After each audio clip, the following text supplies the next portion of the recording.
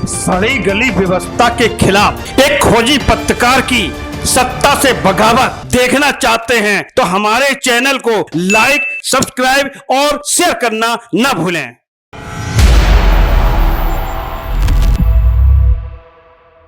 Doctor Bhimrao Ambedkar एक ऐसा नाम जिसको हम भारतीय संविधान के निर्माता की संज्ञा देते हैं। डॉक्टर भीमराव अंबेडकर, जिसके लिए दलित परिवार में जन्म लेना किसी अभिशाप से कम न था, जिसने अपने जीवन में लाख झंझावातों का सामना करते हुए कभी हार नहीं मानी, जो बन गया देश के दलितों के लिए आशा की एक नई किरण। लेकिन क्या आज देश डॉक्टर भीमराव अंबेडकर की सोच के मुताबिक दलितों को वास्तव में न्याय दिला पा रहा है? क्या आज देश में दलितों के हालत में उतना सुधार हो पाया है जितना अलग अलग सियासी दल दावा करते हैं? क्या वाकई आज आप ये कह पाएंगे कि बाबा साहब की सोच के मुताबिक दलितों को हमने अपने सामाजिक मुख्यधारा में अंगीकार कर लिया है? तो शायद जवाब यही होगा। दलित आज सिर्फ वोट बैंक का एक जरिया मात्र बनकर रह गया है और हालात में बहुत ज्यादा बदलाव नहीं हुआ है।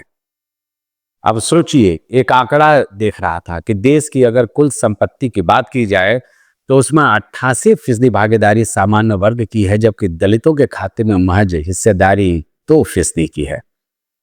अगर इसे ओबीसी के परिप्रेक्ष्य में भी देखा जाए तो 30% सवर्णों के पास देश की 82% दौलत है, जबकि 41% पिछड़े और अति पिछड़ों के पास महज 8% दौलत है। यानी कुल मिलाकर एक बड़ा अंतर आज भी देश में बना हुआ है, समाज में बना हुआ है। दलितों और पिछड़ों के वास्तविक हालात को ये बताने के लिए काफी है। नमस्कार दोस्तों, मैं हूं संजय राजन, लेकर आया हूं दृष्टांत न्यूज पर आपका पसंदीदा कार्यक्रम मुद्दे की बात राजन के साथ। दोस्तों, वाकई अजीब सी विडंबना है हमारे देश की सियासत की। वोट बैंक की चाहत ने सारे सियासी दलों को कीमती फेर दी है। आज देश भर में डॉक्टर भीमराव अंबेडकर की जयंती की धूम है। शायद ही कोई सियासी दल हो जो इस बड़े आयोजन के जरिए अपने उपस्थिति दर्ज नहीं करा रहा हो। क्या सत्तारूढ़ भारतीय जनता पार्टी, क्या विपक्षी कांग्रेस, क्या समाजवादी पार्टी, बहुजन समाज पार्टी से लेकर सारे सियासी दल अलग अलग कार्यक्रमों में जुटे पड़े हैं। अलग अलग आयोजनों का दौर जारी है। भारतीय जनता पार्टी पूरे देश में डॉक्टर भीमराव अंबेडकर सम्मान अभियान चला रही है। बहुजन समाज पार्टी और समाजवादी पार्टी सरीके दल भी कुछ इसी तरह की मुहिम का हिस्सा बने हुए हैं। महाराष्ट्र से लेकर दिल्ली तक, उत्तर प्रदेश से लेकर बिहार तक सारे सियासी दल आयोजन के मंच से दलितों के सच्चे हितैषी होने का हुंकार भरते नजर आ रहे हैं। दावा मंचों से इस कदर कि मानो दलितों और पिछड़ों के लिए वाकई अच्छे दिन आ गए हैं। वाकई देश 1947 में आजाद हो गया और आज हम 2025 की दहलीज पर खड़े हैं। लेकिन क्या हालात है दलितों और पिछड़ों की देश में, ये भला किसी से कहाँ छुपा है। आज भी समाज में दलितों की जो दुर्दशा है उनकी पारिगी घटनाओं के रूप में हमें समय समय पर देखने को मिल जाती है। कई से ऐसे मर्माहत करने वाली घटनाएं हैं, खबरें हैं जो मन को कचोटती हैं, जो दलित उत्पीड़न से जुड़ा होता है। दलित महिला पुरुषों के साथ बदसलूकी की ऐसी अनेक खबरें आपको भी झकझोर देती होंगी। लेकिन फिर भी दावा किस कदर होता है सियासतदानों की ओर से कि दलित अधिकार को लेकर ये आप हम भली भांति सुनते भी हैं और पढ़ते भी हैं। वाकई निष्कर्ष तो यही निकलता है कि अंबेडकर तेरे नाम पर महज सियासत किससे सारे सियासी दल करते नजर आ रहे हैं। पहले भी ऐसा ही होता रहा है और आज भी ऐसा ही हो रहा है। कहने को तो भारतीय जनता पार्टी के पास बहुत कुछ है, मसलन बाबा साहब भीमराव अंबेडकर को भारत रत्न दिया जाना, बाबा साहब के बनाए संविधान को लेकर संविधान गौरव यात्रा शुरू करना, पंचतीर्थ से लेकर दीक्षा भूमि का विकास परियोजना, भीम ऐप से लेकर तमाम ऐसे फैसले के जरिए अंबेडकर को सम्मान देना वगैरह वगैरह। जिस कांग्रेस ने बाबा साहब को संविधान सभा में प्रारूप समिति का अध्यक्ष बनाया था, उस पर बाबा साहब को अपमानित करने का आरोप लगाना, ये सब सियासी मंच का हिस्सा बन चुका है। अब देखिए, सबसे पहले तो हम ये समझ ले कि डॉक्टर भीमराव अंबेडकर को प्रारूप समिति का अध्यक्ष बनाने की पहल डॉक्टर राजेंद्र प्रसाद और पंडित जवाहरलाल नेहरू की ओर से हुआ था, जो देश के पहले राष्ट्रपति और पहले प्रधानमंत्री थे। एक आरोप ये आया था, कुछ नेताओं को, कुछ प्रदेश के मुख्यमंत्रियों को मैं सुन रहा था कि जो ये आरोप लगाते हुए नजर आए थे कि नेहरू ने प्रारूप समिति में डॉक्टर अंबेडकर को लेने से इनकार कर दिया था, उनका विरोध किया था। तो हकीकत यही है, तमाम मैंने अध्ययन करने की कोशिश की, उसमें से निकला कि पंडित जवाहरलाल नेहरू और राजेंद्र प्रसाद की पहल पर ही मालवंकर साहब ने ये प्रस्ताव रखा था, जिसे सर्वसम्मति से पारित किया गया था और डॉक्टर भीमराव अंबेडकर प्रारूप समिति के अध्यक्ष बने थे। नेहरू मंत्रिमंडल में कानून मंत्री का अहम पद भी डॉक्टर भीमराव अंबेडकर को दिया गया था, जो आजाद भारत के पहले सरकार के पहले कानून मंत्री बने। बाद में बेशक हिंदू कोड बिल को लेकर डॉक्टर अंबेडकर और कांग्रेस के रिश्तों में खटास आई और उन्होंने मंत्री पद से इस्तीफा दे दिया।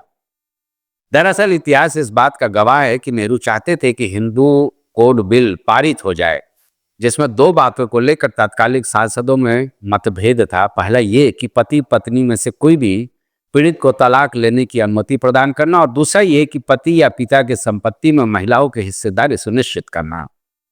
हालांकि ये नहीं हो पाया, डॉक्टर अंबेडकर की यह इच्छा पूरी नहीं हो पाई और उन्होंने खुद को नेहरू मंत्रिमंडल से अलग कर लिया।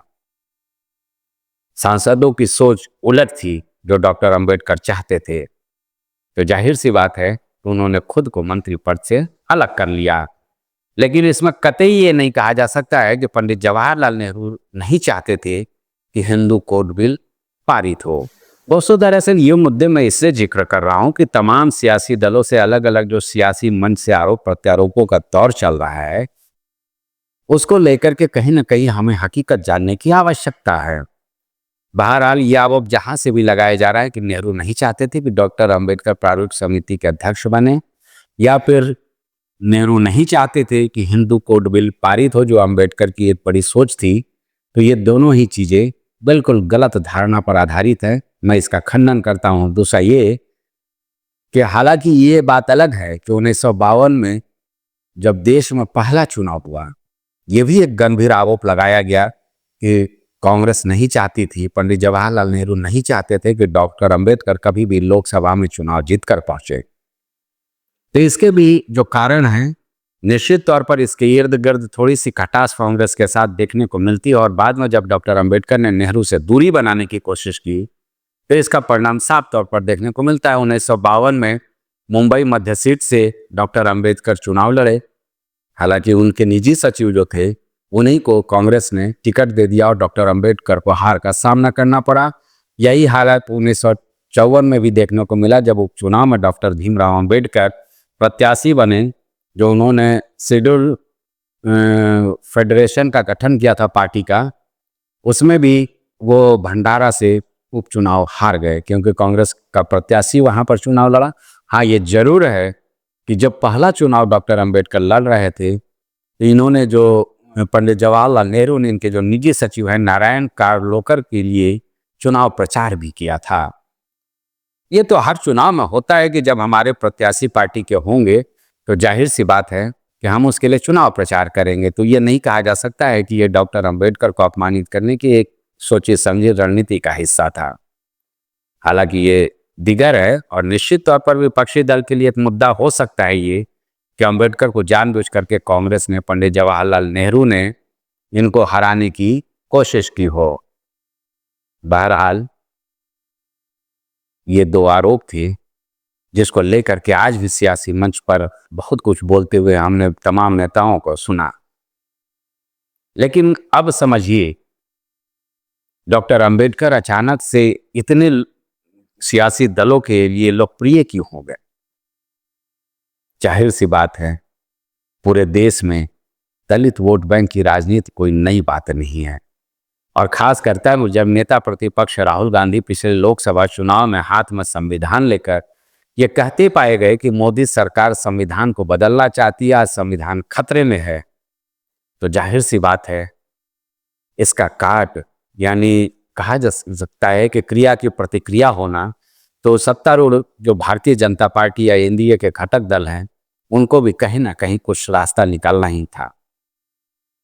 बहुत सारी चीजें हुई, बहुत सारी गतिविधियों का मैं गवाह बना। जब बतौर प्रधानमंत्री नरेंद्र मोदी पहली बार लखनऊ पहुंचे, तो सबसे पहले वो यहाँ पर अंबेडकर की जहाँ अस्थियां रखी गई हैं विधानसभा के सामने, अंबेडकर महासभा के कार्यक्रम में गए, वहां उन्होंने श्रद्धांजलि दी। उसके बाद भीम ऐप लागू किया गया। तमाम तरह की चीजें इस दलित वोट बैंक के इर्द गिर्द देखी गई। अब समझने की बात यह है कि आखिर क्यों अंबेडकर के नाम पर सियासत हो रही है। क्या वाकई सियासी दल चाहते हैं कि दलितों का भला हो?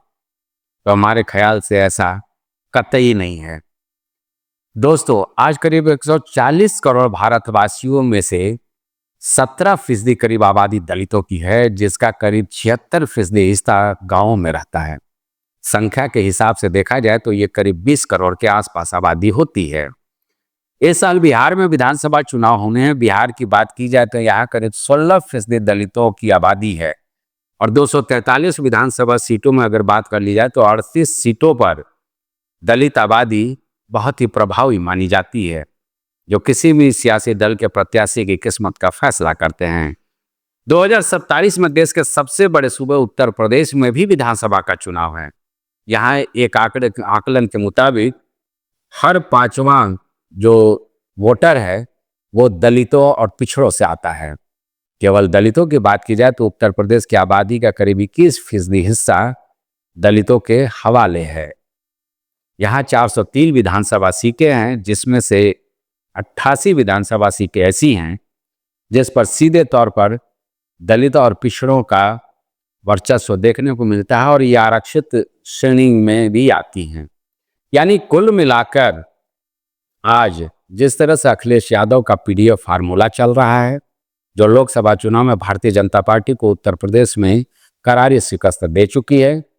2027 में विधानसभा चुनाव होना है। बिहार में इसी साल चुनाव है। 2026 में पश्चिम बंगाल में चुनाव है। ये तीनों बड़े राज्य ऐसे हैं जो बहुत कुछ फैसला लेते हैं कि केंद्र में कौन सरकार रहेगी या नहीं रहेगी, या आने वाले दिनों में सियासी दलों का भविष्य क्या होगा। और बिहार तो खास करके, क्योंकि नीतीश बाबू की पार्टी मोदी सरकार को, मोदी जो एनडीए सरकार है उसको अपना समर्थन दे रही है। अगर यहाँ पर कोई बड़ा उलटफेर होता है तो निश्चित तौर पर केंद्र सरकार के सामने भी बड़ी मुसीबत आ सकती है। उत्तर प्रदेश की बात कर ली जाए कि दलितों की मसीहा कहने वाली बहुजन समाज पार्टी लगातार हाशिए पर जा रही है। पहले यहाँ जितने दलित वोट बैंक थे, यह माना जाता था कि मायावती के कैडर वोट बैंक है और इनके बूते वो 4 वर्ष सत्ता पर भी आई, मुख्यमंत्री भी बनी। लेकिन धीरे धीरे ये दलित वोट पहले कांग्रेस के खाते में था एनडी तिवारी तक, उसके बाद मायावती के खाते में यानी बीएसपी के खाते में गया और फिर भारतीय जनता पार्टी के पास काफी तेजी से ट्रांसफर हुआ। और लोकसभा चुनाव की बात कर ली जाए 2024 की, तो ये कांग्रेस और समाजवादी पार्टी के गठबंधन की ओर बहुत तेजी से जाता हुआ दिखा। दोस्तों, दरअसल ये आपको मैं इसलिए बता रहा हूं कि आखिर सारे सियासी दल आज अंबेडकर जयंती पर पूरे देश में कैसे दमखम से कार्यक्रमों में जुटे हैं। मकसद बिल्कुल साफ है, दलित वोट बैंक साधने और सत्ता तक पहुंचने का राह आसान करना। वरना बाबा साहब को सम्मान देने की मंशा के बावजूद आखिर क्यों आप और हम ऐसी खबरें सुनते हैं कि डॉक्टर अंबेडकर की मूर्ति अमुक स्थान पर तोड़ दी गई, किसी दलित महिला के साथ ऐसा निशंस कुकृत्य किया गया जिससे पढ़कर मन आहत हो जाए। राजस्थान समेत कई राज्यों में दलित युवाओं को तालिबानी सजा की तस्वीरें आपने भी देखी होंगी, विजुअल्स आपने भी देखे होंगे। तो मेरे कहने का मतलब है, बिल्कुल साफ है कि ये जितने सियासी दल हैं, अगर हकीकत में जमीन पर दलितों और पिछड़ों के लिए काम करते तो शायद आज देश में ऐसी स्थिति नहीं होती कि देश के संपत्ति का करीब 88% हिस्सेदारी सामान्य वर्ग को और दलितों के हवाले महज 2% ही रहती। कहने का मतलब साफ है कि आज ये बाबा तेरे नाम पर सियासत की धूम है, लेकिन तुम्हारे बिरादरी के हालात में कोई बड़ा बदलाव नहीं हुआ है। इस दावेदारी में दम पर दलित पिछड़ों के वोट बैंक साधने की कवायद हाँ बेशक कल भी जारी था और आगे भी जारी है, लेकिन हकीकत यही है कि ना जाने कब तक अंबेडकर तेरे नाम पर सियासत का सिलसिला ही केवल जारी रहेगा। दोस्तों, उम्मीद है, एक भरोसा लेकर आप सबों के लिए ये वीडियो समाप्त कर रहा हूं कि शायद हमारे सियासतदान कुछ मुद्दों पर वाकई आरोप प्रत्यारोप से इतर सकारात्मक पहल करें। केवल दलितों के घर जाकर खाना खाने या उनके पैर पखार लेने मात्र से सुर्खियों में तो आप बन सकते हैं, लेकिन इससे दलितों के हालात पर कोई सकारात्मक परिणाम देखने को मिले, ऐसा मुझे नहीं लगता है। चलिए फिर मुलाकात होगी आपसे अगले वीडियो में, तब तक के लिए मुझे दीजिए इजाज़त। अगर आपको हमारा यह वीडियो पसंद आया हो तो इसे आप लाइक करना ना भूलें। अगर कोई सुझाव हो तो निश्चित तौर पर कमेंट बॉक्स में सुझाव लिखें। और मैं बार बार ये आपसे अपील करता हूँ, गुजारिश करता हूँ कि दृष्टांत न्यूज़ से आप सीधे जुड़ेंगे इसे सब्सक्राइब करके, तो हमारी हौसला अफजाई होगी, क्योंकि दृष्टांत मीडिया ही एकमात्र ऐसा न्यूज़ चैनल है जो न कभी डरता है और न कभी झुकता है। नमस्कार।